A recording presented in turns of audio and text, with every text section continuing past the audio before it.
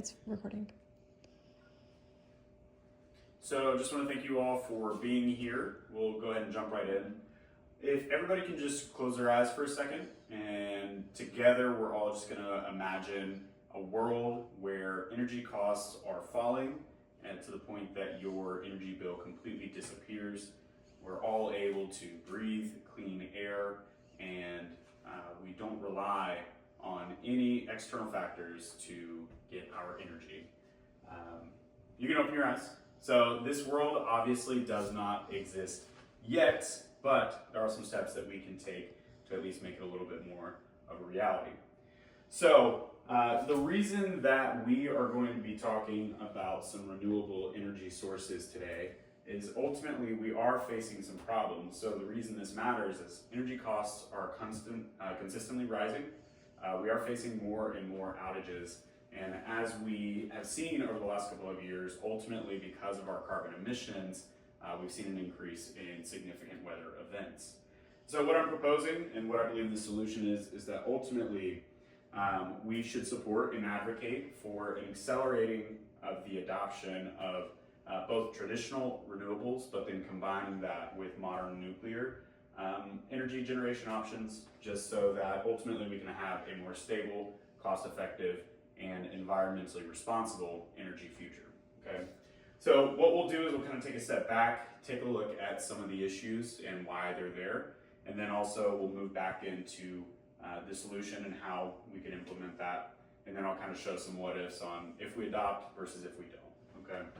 So, like I said, taking a step back, so where we are today is we are over-reliant on fossil fuels, which we have seen has led to an increase in costs and instability in supply, and then also environmental damage that has health risks associated with it that has disproportionately affected our generations of millennials and Generation X. So with this, what we've seen is that there is an economic component to it. So obviously fossil fuels, oil and gas, there's price fluctuations, and as a result, we've seen volatility in the energy market as well, which has disproportionately affected lower income people, just because ultimately they don't have the discretionary income to be able to absorb that blow in the same way that others do. What we also have seen is, like I mentioned, just some environmental impacts just based off of the carbon emissions. So as I stated, just an increase in significant weather events, but then also respiratory related illnesses just from breathing in dirtier air. And then also, like I said, there's associated costs both with health impacts, but then also with the significant weather events, just because we have seen that obviously you have to make repairs as these weather events have gotten more and more dangerous. What we've also seen is just that their fossil fuels are unreliable. So the generation of them is inconsistent, but then also the fossil fuel plants themselves are aging. And so we are starting to see supply disruptions become more and more common.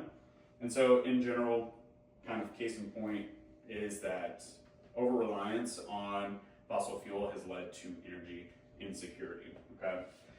The reason that fossil fuels themselves are the issue is just that they're finite, and then they also, like I stated, just generate a lot of greenhouse emissions.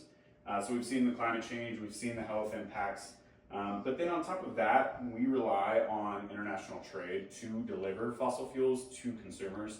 And so this has led to kind of a middleman effect where costs have been passed down the chain, and so ultimately consumers are paying more for energy without actually necessarily getting it or getting anything extra. But then also it's unstable and unreliable because it's centered around geopolitical trade, and so obviously there's room for disagreement there, and you can have a supply disruption that way as well.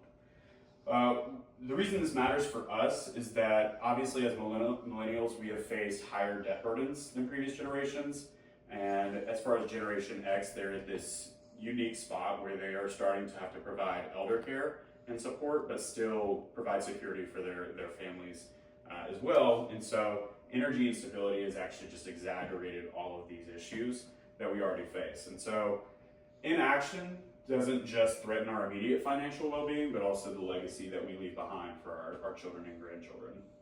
So as far as the solution, right, what does that look like? Well, I think, as I mentioned earlier, we need to blend both the traditional renewables such as solar or hydro, and then factor in modern nuclear as well. They're called microreactors. And so I think that this is just how we can create a viable, reliable, low carbon, and cost effective energy system. And so ultimately, how do we get there? I think it starts with legislation and policy. So we create subsidies for renewables and modern nuclear. And then we streamline the licensing process so that investment is safer and easier for modern nuclear. And then in addition to that, I think we need to invest in infrastructure and technology so that we can upgrade the grid to be able to handle both storage and transmission of modern nuclear. And then also just support research and development for nuclear waste handling and safe disposal.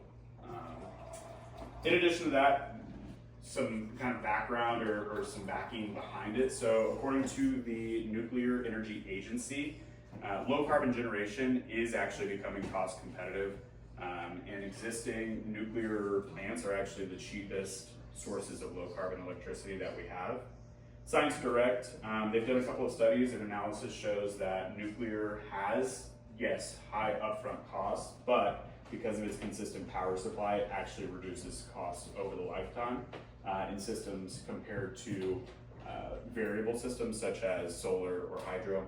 And then we've also seen with the International Atomic Energy Agency, they show that combining nuclear with renewable, it yields better reliability and smoother balancing as far as gapping between supply and demand. And then, like I mentioned, Science Direct, they've also evaluated microreactors, and they found that in off-grid and remote settings, pairing a microreactor with battery systems actually outperforms even diesel. So it's even beating fossil fuels.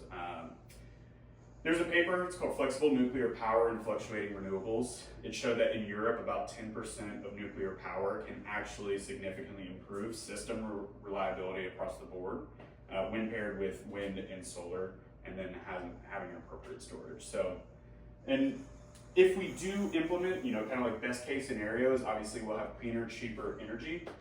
It'll be more reliable, and then we'll see the secondary effects of like lower health costs, more resilient energy systems. The cost of not implementing is that we'll continue to see energy prices spike. Blackouts and energy rationing are probably going to get worse. And then we'll also see an increase of damage costs related to significant climate events and also healthcare costs associated with that. And so ultimately, I believe that supporting a clean energy transition, including both renewables and nuclear power, is necessary and practical to secure our energy future.